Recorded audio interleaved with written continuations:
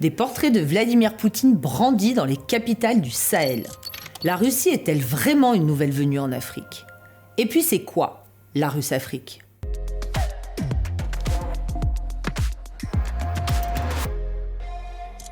Après la révolution de 1917, l'internationale communiste invite les Africains à suivre une formation politique en URSS.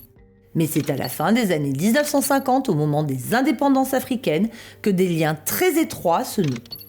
Moscou soutient les mouvements anticolonialistes, puis les nouveaux États indépendants, y compris à l'ONU. La nouvelle coopération militaire entre la Russie et ses partenaires africains repose sur 3 axes. D'abord, les accords militaires bilatéraux. Les niveaux de coopération sont très variés, allant de simples réunions de travail entre experts militaires à des collaborations étroites, prévoyant des formations ou la fourniture d'images satellites. En janvier 2023, la Russie avait ainsi conclu ce type de partenariat avec les 2/3 des pays du continent. Deuxième volet majeur, les ventes d'armes. Les armes russes sont plus adaptées aux conditions difficiles du terrain subsaharien que les équipements ultra sophistiqués. La Russie est ainsi un des premiers exportateurs d'armes vers le continent. Enfin, troisième volet, le recours à des sociétés militaires privées, véritables sous-traitantes de la politique extérieure de la Russie.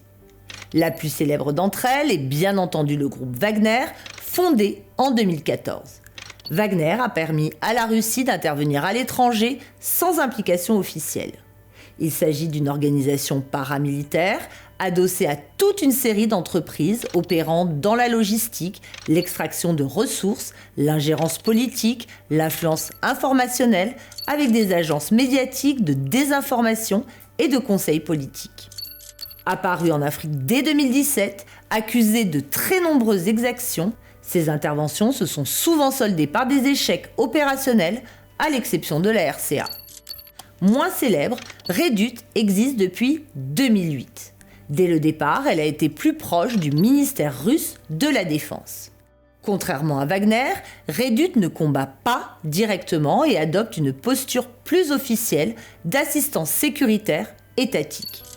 Entre mai et août 2024, des Russes appartenant à la brigade Bir, une unité liée à Reddit et au renseignement militaire, ont été déployés au Burkina Faso pour protéger des dirigeants de haut rang et former des soldats burkinabés.